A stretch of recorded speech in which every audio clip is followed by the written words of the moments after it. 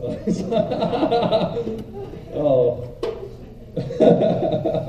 Hey, the microphone's working though, right? Yeah. I might have to just reach this one on my knees. All right, it's good to see everybody. I'm glad you're here. My name's David. I'm privileged to serve as the senior pastor here and part of a great team and with a great partner here in Wallace.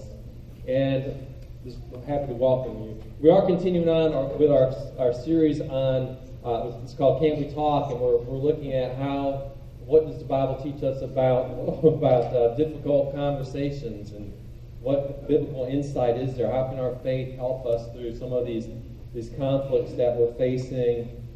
And there's so much here. I've been confessing all along. It's a challenge. It's a challenge. You think it's hard for you? You can try being me and have to talk about all this stuff. Oh, wow, I can see so many constant opportunities for growth. So we're going to focus on communication today. Communication. Two essentials to communication are obviously talking and listening. Talking and listening. We could spend like a whole message just on listening alone. There's so much the Bible has to say about the importance of listening. This one verse from James chapter 1, verse 19 says this: everyone should be quick to listen and slow to speak and slow to become angry. So quick to listen, slow to speak. Our design, or the ways our bodies are designed, would seem to suggest that hearing and listening may be more important than talking. How many ears do you have? How many mouths? Two ears and one mouth, so that's kind of maybe a clue. And then your ears are wide open, right? There's nothing standing in the way. Your ears are open, but your tongue, on the other hand, is guarded by 2 rows of sharp teeth. Is that supposed to tell us something, maybe? It's important to think about listening, and we could do a whole message on listening, but I decided, as I've gotten more and more into this, that it was probably more helpful just today to focus on talking and some of the things the Bible says about talking. And I figured part of my rationale is this: if you and I were to speak more godly, speak more effectively, it'd make it easier for everybody else to hear us, right? Some people are easier to listen to than others. Am I right? Amen? I'm really easy to listen to, right? Yeah, that's okay. So the way we talk will help us in conversation. And so we're going to look at that, the importance of talking. The Bible has a lot to say about this subject. The book of Proverbs is especially helpful. I'll mention several Proverbs along the way today. Here's one. The tongue has the power of life and death. All right, just ponder that. The tongue has the power of life and death. It goes on to say, and those who love it will eat its fruit. It's good, good things come when we speak well. James that reminds us, the book of James, as I mentioned, reminds us of different occasions about how much destruction words can have. Whoever came up with that sticks and stones break my bones, but words will never hurt me. Do you really believe that? That's a lie, right? That's a flat-out lie. The words that are spoken badly, it can be really hurtful. Here's what James said: consider what a great forest is set on fire by a small spark. The tongue also is a fire. A world of evil among the parts of the body corrupts the whole body, sets the whole course of one's life on fire. Is your life on fire because of something you said? Like, man, I wish I could take that back, but now I have really started something, and I'm watching things burn. Burn, baby, burn. I wish I could take that back, right? On the flip side, though, a word well spoken can be life-giving. So here's another Proverbs 25, verse 11. A word fitly spoken is like apples of gold in settings of silver. Kind of interesting image. It's worth so much. A word well spoken can do so much good. And I think we won't call anybody out today, but I have this feeling probably every one of us has done damage with the words that we've spoken at some point, right? You may be regretting something right now, right? So this may be really kind of real fresh and real raw, or even be on the receiving end, which is another issue. But here's Jesus had some things to say about this, and we've read a passage, we've heard a passage of teaching from Jesus, and in that he says these words we're going to kind of expound upon today. Here's what Jesus said: "Let what you say be simply yes or no. Anything more than this comes from evil." All right, so that doesn't sound like a whole lot to go on, does it? Let what you say be simply yes or no. Anything more than this comes from evil. Well, as you dig into it, you'll find there's some really tremendous insights in this very short statement that Jesus made.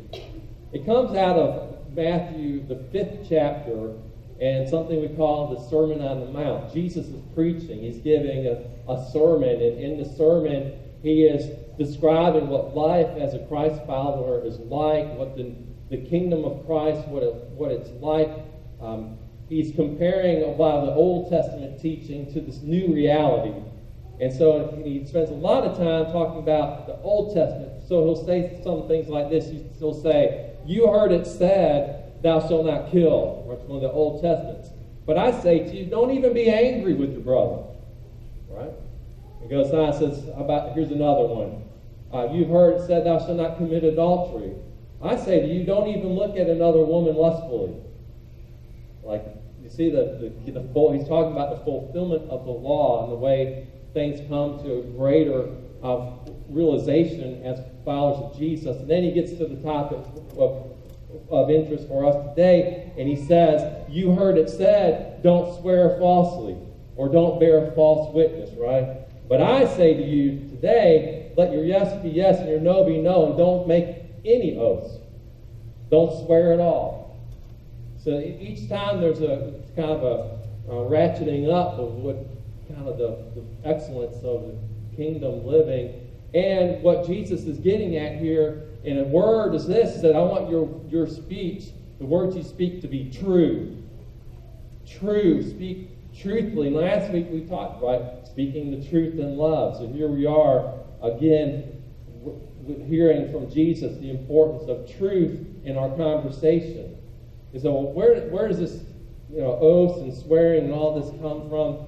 I'll give you my understanding anyway. It's in the time of Jesus, there seemed to have gotten to be a habit of anytime you made a commitment or you shared some information, you tack on a few things. Sort of imagine this. "Honey, I will be home on time. I swear. I promise you. By my mother's grave, I will not let you down," right? Or we share some information, and suddenly we're testifying in the name of heaven. In the name of heaven, what I'm saying to you is true. You can believe me. Trust me, right? I swear to you with all that I've got. I give you my word. I give you my honor. And so it was kind of this tacking on of additional sort of more words on top of what we were simply needed to say. And so the problem was, the more what seemed to have happened is people finally realized the more you have to say, the more stuff you add on, the less likely you are to be telling me the truth. You know like that? I can't help but think of, I have nothing against like used car salesmen or anything like that, right? They can be awesome. But I started thinking about just being in a situation where there's just way too much talking going on right here. Too many promises, too many swearing, too much going on here, and I think the truth is slipping out of reach. So I think what Jesus is getting at here with this idea of don't make any oaths, don't do any of this swearing. Just let your yes be yes and your no be no. Just speak the truth, and just leave all this other stuff out. And so sometimes this happens to us today. in our conversations. We're trying to talk to people. We have something we want to say, and then we add on a bunch of other stuff. You ever have that happen? You're talking about one thing, and suddenly it's like, well, I got this other thing I want to talk about, and here's 12 more things, and here's everything. I'm mad about this, but I'm also mad about all these things from years ago, so I bring that to the conversation. Or I throw some counter punches, or I make some counter attack, or I just throw some more things in a little denial, a little deflection. And suddenly, we were trying to talk about one thing, and I brought in 100 other things, and now, it's not to mention yelling and raising my voice and getting louder and maybe kicking something, maybe just throwing a hissy fit. And in the process of this, the thing I was trying to say is lost. Now we got to dig around and try to figure out what the heck were we talking about here anyway. So this happens to us today, and it's the same sort of thing that Jesus is talking about. Just scrap all that. Just say what you need to say, and let your word be true. What Jesus wants from us, above all, is for us to speak truthfully. He seemed to be hinting around at another problem of his day, when the religious would kind of basically say, well, as long as I'm true to my promises I make to God, then it doesn't really, I can lie to you.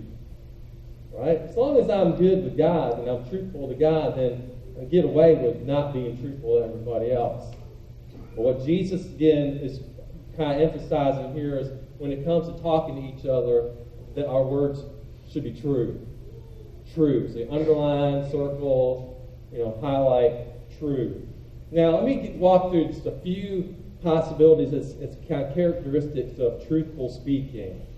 I came up with this little acronym all on my own, so there's no one else to blame. If you don't like it, it's all my fault. But the word speak, S-P-E-A-K. So I want you to hold on to that, and each characteristic of our truthful speech starts with one of these letters. Hopefully that helps you hang on and remember it, take it with you. Helps me be a little more organized in what I want to say. First of all, truthful speech is simple. We want our speech to be simple. And what could be more simple than yes or no, right? That's pretty simple. There's not a whole lot of additives in there. So when we strip away all those oaths and all this, I swear to you this, I swear to you that, and all the other stuff I want to add in, when I take all that away, what I'm left with is a more simple conversation, a more simple speech. Do you want tacos for lunch? No, right? Are you angry with me? Yes. Who said that? It gets to be a lot more simple. Yes, I will coach the little league team. Or no, I will. Yes, I will take on that extra project at work. Or no, I will not. We end up with a much more simpler kind of speech. And would you agree that a simpler conversation is easier for you to understand? It's easier for me to kind of get at hear you and know what you're trying to say to me if it's simple. One of the things we'll do to complicate our conversation can be the way we'll use questions. And I get a kick out of this. Didn't come up with this on my own. This is somebody knows a lot more than me. He said, you got to watch out. Questions will get you in trouble. What you want to do is say what you want to say. Say the whole truth and nothing but the truth. Just say what you want to say. Don't add a lot of stuff. But a lot of times the way we use questions, it becomes unclear whether I really want you to give me some information or if I'm trying to tell you something. So let's see what you think about these questions. David, why are you such a jerk? So, what? No, you're not a jerk, Dave. I'm just kidding with you. Why can't you pick up your room? Does that sound like I'm asking you some information or I'm trying to tell you something? So, why can't you pick up your room? All right, here's some more. Rick, when are you going to take out the trash? I hear that one a lot. Yeah, you're like, if you want me to take out the trash, just tell me, honey, will you please take out the trash? It goes on and on, like, don't you think that song is terrible? Is that really a question, or are you trying to say something? Anyway, you get the idea. So we want to have our conversation and what we say be simple. Say what we need to say, ask for the information we need to ask for, and just try to leave out all the other stuff. Second, so that's the S is for simple. The P is for personal. We want our conversations to be personal. We want to, in other words, speak for ourselves. I'm going to tell you what my yes is and what my no is. So Jesus said, let your yes be yes and your no be no. We want to speak for ourselves and not try to speak for others. And so, again, the communication gurus would say, practice making I statements. When you're communicating, start with the word I. I want this. I am angry. I am feeling like this. I hope. I regret. I need. Start with I, because that's a more truthful way of speaking, because I'm just speaking my truth. I'm telling you what I think, what I need. The problem we'll get into is when we start flipping that around and using you statements. You make me mad, right? Never heard that? You make me so angry. You are always up in my grill. No, whatever. You, it's all this you. You're terror. You're such a hard head. You know, you. And you don't care, you don't love me, you don't want this, you don't want that. And when we do that, we're not being truthful. I'm just guessing at what you think. I'm guessing at what you need. I'm putting words into your mouth. I'm not letting you speak for yourself. And I'm not speaking for myself. So here's a little exercise. What do you want for lunch? Turn to your neighbor and say, I want for lunch. Tell them what you want. I want. What is it? I'm kind of hungry from here. I want. Right. That makes a lot more sense than saying, you want. You don't know what I want. Let me tell you what I want. All right. So you could get a little more advanced when you say when I get angry when you do blank. That's better than say, you make me angry. No, let me be more truthful. I'm angry. All right, so here's another implication for speaking personally. I'm not going to ask you to go and say for me what I need to say for myself, right? And I don't want you to send someone else to me with the information that you really